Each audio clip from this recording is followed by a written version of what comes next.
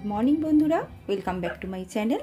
আমি মহানগরী কলকাতা থেকে তোমাদের বন্ধু সঞ্চিতা নিয়ে চলে এসেছি আমার ডেইলি ব্লগ চ্যানেল সঞ্চিতার সঞ্চয় নিয়ে।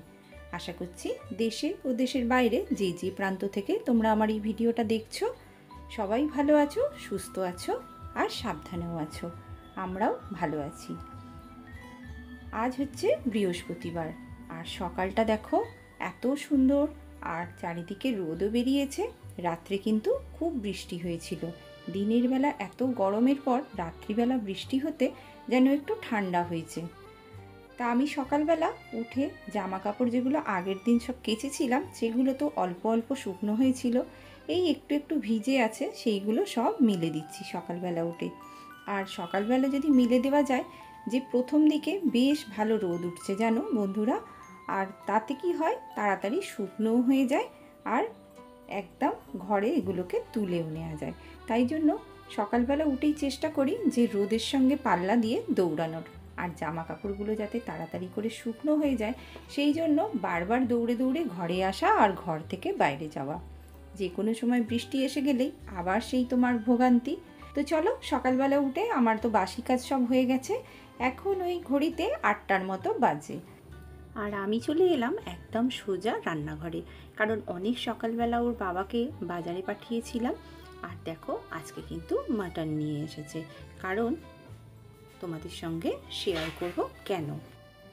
তোমাদের প্রতিদিনের ভালোবাসা আর আমার প্রতিদিনের সঞ্চয়, এই দুয়ে মিলেমিশে তোমাদের কাছে শেয়ার করতে চলে আসি প্রত্যেকটা দিন। তো আশা রাখছি তোমরা শেষ পর্যন্ত আমার সঙ্গে থাকবে।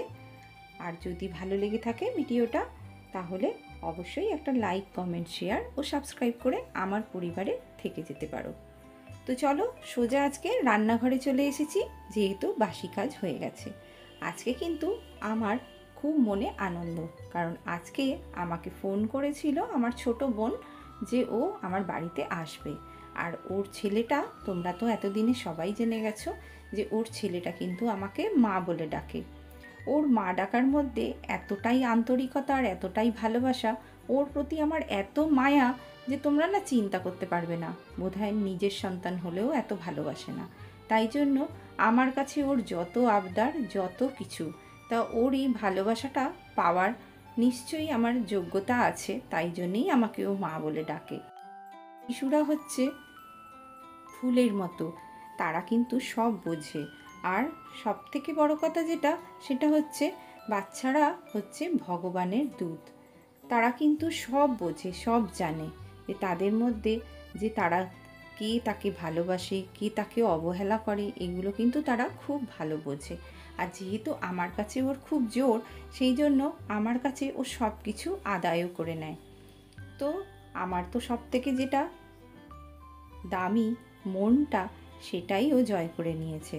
তো ওর ভালোবাসার জন্যই আজকে আমার বাড়িতে কিন্তু খাসির মাংস নিয়ে আসা, কারণ ও খেতে ভীষণ ভালোবাসে এই খাসির মাংস। তা শোনা মাত্রই আমি কিন্তু একটুখানি মাংস নিয়ে চলে এসেছি। ওর বাবাকে বললাম সকালবেলা, ওর বাবা যেহেতু বাড়িতে ফিরে গেছে আর ও আসছে বলে বাচ্চাটা, তাই জন্য ওর বাবা একদম সকালবেলা গিয়ে মাংস নিয়ে চলে এসেছে। তো চলো কাজ করতে করতে যে সমস্ত দিদিভাইরা আমার কমেন্ট করেছো আমাকে, তাদের নামগুলো একটু বলে দিই। মাই ডেইলি লাইফ, তুমি বলেছো দিদিভাই লাইক দিয়ে পাশে আছি, ভিডিওটি অনেক ভালো লাগলো, ভালোবাসা জানিয়েছো। তোমাকেও অনেক ভালোবাসা জানাই ভাই, সবাই ভালো থেকো। সুদীপ্তা ভট্টাচার্য, তুমি বলেছো খুব সুন্দর ব্লগ, ভালো লাগলো, আর অনেক ভালোবাসা জানিয়েছো। তোমাকেও অনেক ভালোবাসা জানালাম দিদিভাই। মাংসটাতে কিন্তু বেশ কয়েকটা সিটি দিয়ে নিলাম, নিয়ে আমি নামিয়ে নিলাম। আর এইবারে এই দেখো এই বড় জায়গাটার মধ্যে আমি এটাকে নেড়ে চেড়ে ফুটিয়ে নেব, কারণ এই প্রেশার কুকারে আমার সব কিছু তো একসঙ্গে যাবে না, তাই জন্য আমি একটুখানি ভালো করে সিটি দিয়ে নিলাম। আর এইটা দেখো পুরী থেকে নিয়ে এসেছিলাম, এটা কিন্তু খুব উপকার। আর এদিকে দেখো ভাই এসে যাবে বলে তাই জন্য দিদি ভাই রায়তা করতে বসে গেছে।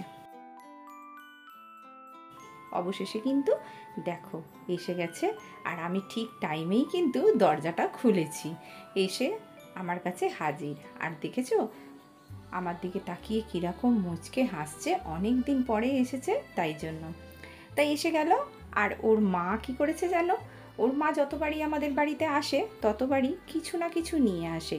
আর এইটা দেখো ছেলের হাতে দিয়েছে বাবাকে দেবার জন্য।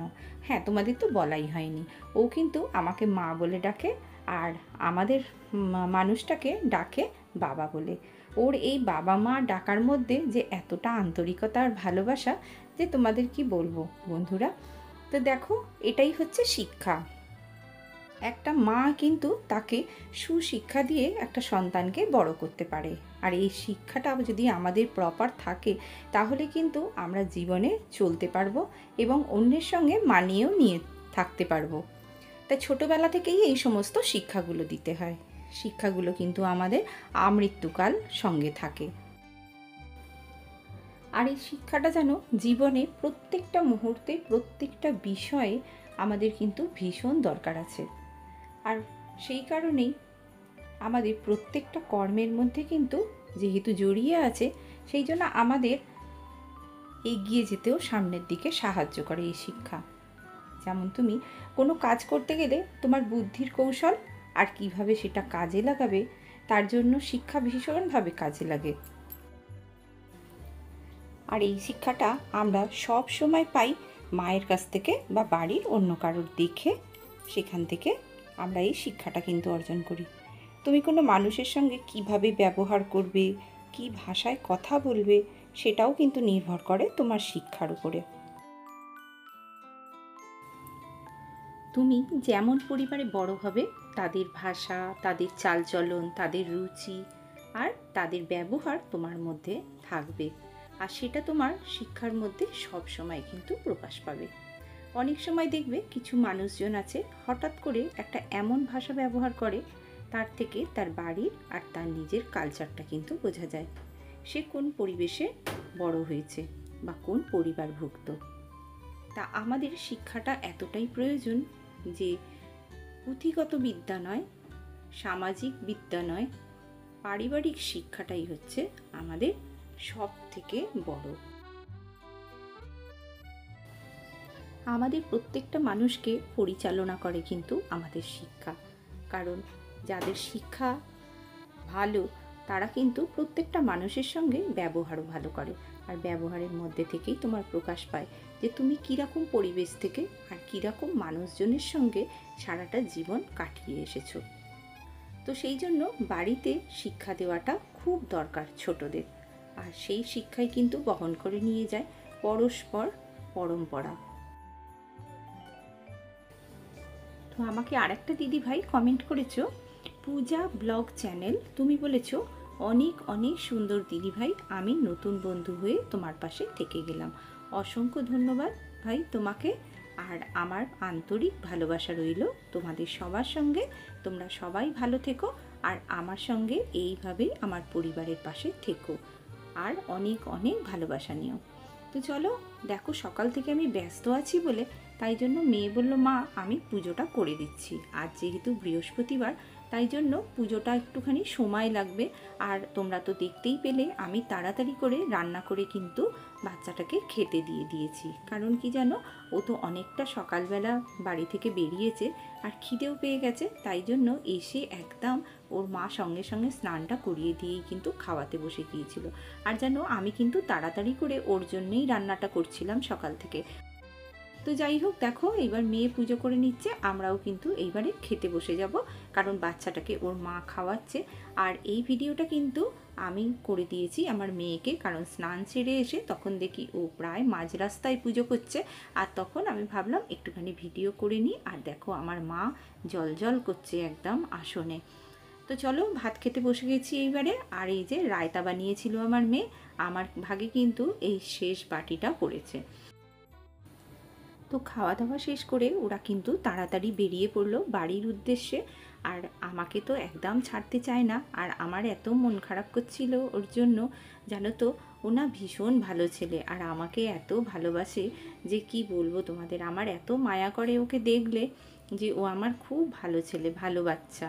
ও এত কথা শোনে আর কি ভালো রেজাল্ট করেছে জানো, এবারে পরীক্ষাতে খুব ভালো রেজাল্ট করেছে। আরও যেন বড় হয় এই আশীর্বাদ সবসময় করি, জানো তো। তো যাই হোক, এই দেখো বোন বাড়ি চলে যাচ্ছে এইবারে। আর আমারও সারা দিনের ক্লান্তির পর আমার কিন্তু মনটা খুব খারাপ হয়ে গিয়েছিল, জানো তো, যে চলে গেলে ওরা আসে, এলে আমার মনটা এত ভালো লাগে যে কি বলবো। আর এই বাচ্চাটার জন্য আমার ভীষণ মন খারাপ করে। আমাদের প্রত্যেকটা মানুষের একটা নির্দিষ্ট জগৎ থাকে। সেই জগতে যখন নিজের প্রিয়জনেদের আমরা পাই, তখন যেন মনে হয় সেই সময়টাকে ধরে রাখলে কত ভালো হতো। কিন্তু আমরা সেটাকে ধরে রাখতে পারি না, আপনজনদের ছেড়ে দিতেই হয় একদিন না একদিন। যারা সব সময় সুখে দুঃখে পাশে থাকে, তাদের কিন্তু অবদানটা কখনোই ভোলা যায় না। আর আমার এই বোনও কিন্তু তাই। তো চলো, আজ এই পর্যন্তই রাখছি। এতক্ষণ যারা আমার ভিডিওটার সঙ্গে আছো শেষ পর্যন্ত, তাদের অসংখ্য ধন্যবাদ তোমাদের আমার সঙ্গে থাকার জন্য। আর আজকের ভিডিওটা যদি তোমাদের ভালো লেগে থাকে, তাহলে অবশ্যই একটা লাইক, কমেন্ট, শেয়ার ও সাবস্ক্রাইব করে আমার পাশে রয়ে যেও। দেখা হচ্ছে আর একটা নতুন ভিডিও। ততক্ষণ টাটা।